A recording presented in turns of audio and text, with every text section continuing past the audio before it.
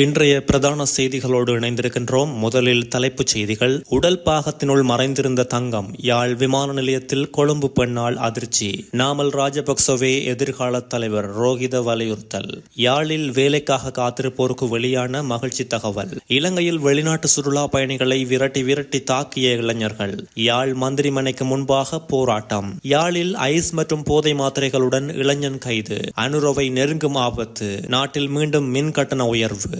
இனி தொடர்வது விரிவான செய்தி. இந்தியாவில் இருந்து யாழ் பலாலி சர்வதேச விமான நிலையம் ஊடாக கொழும்பை வந்தடைந்த பெண் கைதாகியுள்ளார். நேற்று மதியம் யாழ் வந்த விமானம் ஊடாக பெண் வருகை தந்ததாக கூறப்படுகிறது. குறித்த பெண் உடலில் மறைத்து தங்கத்தை கொண்டு வந்தமை பலாலி விமான நிலைய அதிகாரிகளின் சோதனையின் போது தெரிய வந்துள்ளது. இதையடுத்து கடத்தலில் ஈடுபட்ட பெண் யாழ்ப்பாணம் போதனா வைத்தியசாலைக்கு கொண்டுவரப்பட்டு அங்கு சிகிச்சையின் பின் தங்கம் மீட்டு எடுக்கப்பட்டுள்ளமை குறிப்பிடத்தக்கது.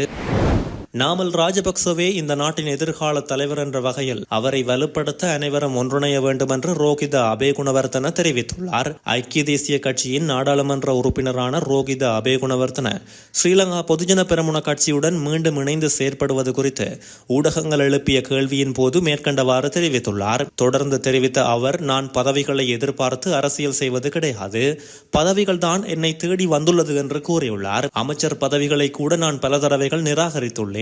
அதே போல நான் மொட்டு கட்சியை விட்டு விலகவும் இல்லை, மொட்டு கட்சியும் என்னை விலக்கவும் இல்லை என்று கூறியுள்ளார். தற்போதைய நிலையில் நாமல் ராஜபக்சவே இந்த நாட்டின் எதிர்கால தலைவராகும் சாத்தியத்தை கொண்டுள்ளார் என்றும் அவரை வலுப்படுத்த அனைவரும் ஒன்றிணைய வேண்டும் என்றும் அதற்காக அனைவரையும் ஒன்றிணைப்பதே எனது எதிர்பார்ப்பாகும் என்றும் அவர் மேலும் தெரிவித்துள்ளார். யாழ்ப்பாணத்தில் வேலைவாய்ப்புகளை வழங்குதல் தொடர்பாக தொழிலாளர் அமைச்சினால் ஏற்பாடு செய்யப்பட்டுள்ள நடமாடும் சேவைகள் வாரம் ஆரம்பமாகியுள்ளது. தொழிலாளர் பிரதி அமைச்சர் மஹிந்த ஜெயசிங்க தலைமையில் இன்று காலை 9 மணிக்கு இதன் ஆரம்ப நிகழ்வு ஆரம்பமாகியது. இந்த நடமாடும் சேவைகள் வாரத்தை நாடு முழுவதும் முன்னெடுக்க திட்டமிடப்பட்டுள்ளதாக அமைச்சு தெரிவித்துள்ளமை குறிப்பிடத்தக்கது. இதன் மூலம் ஊழியர் சேமலாப நிதி உறுப்பினர்களின் பிரச்சினைகளை தீர்ப்பது, வேலைவாய்ப்பு கண்காட்சிகள் மூலம் வேலைவாய்ப்புகளை வழங்குதல் மற்றும் சட்ட ஆலோசனை வழங்குதல் என்பன குறிப்பிடத்தக்கது. இதேவேளை அனைத்து அரச ஊழியர்களின் சம்பளத்தையும் அதிகரிக்க ஜனாதிபதி அனுரகுமார திசாநாயக்க முடிவு செய்துள்ளார்.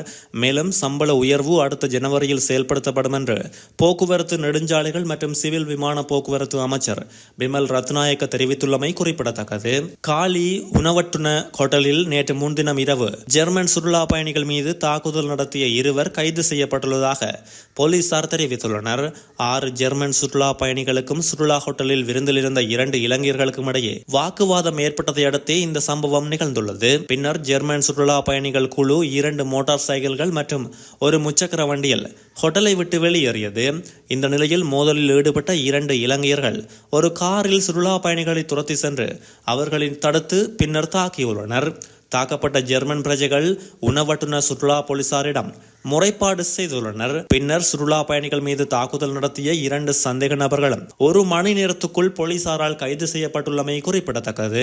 சந்தேக நபர்களும் அவர்கள் வந்த காரும் போலீசாரின் காவலில் எடுக்கப்பட்டதோடு கைது செய்யப்பட்ட இருவரும் 25 மற்றும் 26 வயதுடைய ரூமசல பகுதியை சேர்ந்தவர்கள் ஆகும் என்பதும் குறிப்பிடத்தக்கது. தமிழர்களின் தொன்மையினை எடுத்தியம்பும் நல்லூர் ராசதானியின் மந்திரிமனையினை பாதுகாத்து மீளுருவாக்கம் செய்வதற்குரிய நடவடிக்கைகளை எடுக்க கோரி கவனஈர்ப்பு போராட்டம் ஒன்று முன்னெடுக்கப்பட்டுள்ளது.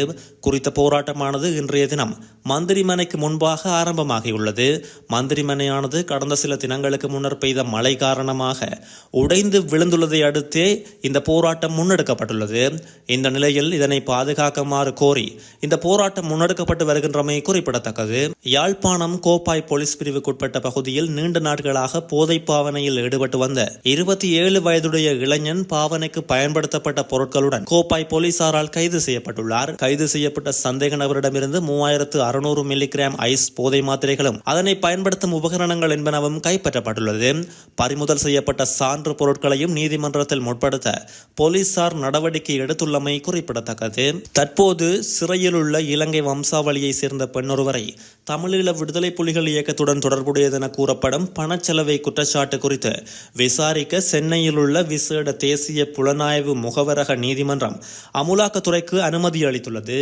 மேரி பிரின்சிகா லட்சுமணன் என்ற குறித்த பெண் தமிழ்நாட்டின் புழல் பெண்கள் சிறையில் அடைக்கப்பட்டுள்ளார்.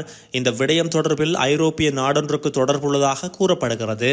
இது தொடர்பான மேலதிக தகவல்களை நோக்கித்தான் விசாரணைகள் முன்னெடுக்கப்பட்டு வருவதாக போலீசார் தெரிவித்துள்ளனர். எதிர்வரும் அக்டோபர் டிசம்பர் மாதத்துக்குள் மின்சார கட்டணம் 6.8% உயர்வடையும் என்று எதிர்பார்க்கப்படுகிறது. மின்சார சபை தற்போது நட்டத்தில் இயங்குகிறது என்று தெரிவித்து மின் கட்டண உயர்வுக்கு கோரிக்கை விடுக்கப்பட்டுள்ளது.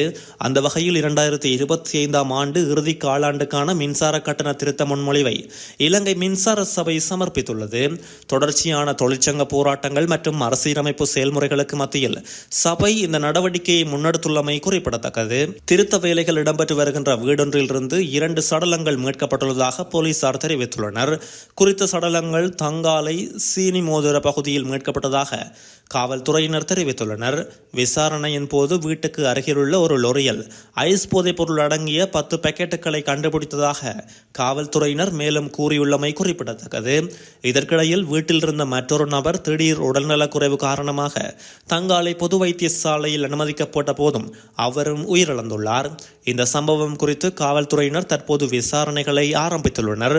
சம்பவம் குறித்து மேலும் தெரிய வருகையில் அரச ரசாயன பகுப்பாய்வு பரிசோதனை நடத்தி வருவதாகவும் தெரிவிக்கப்பட்டது.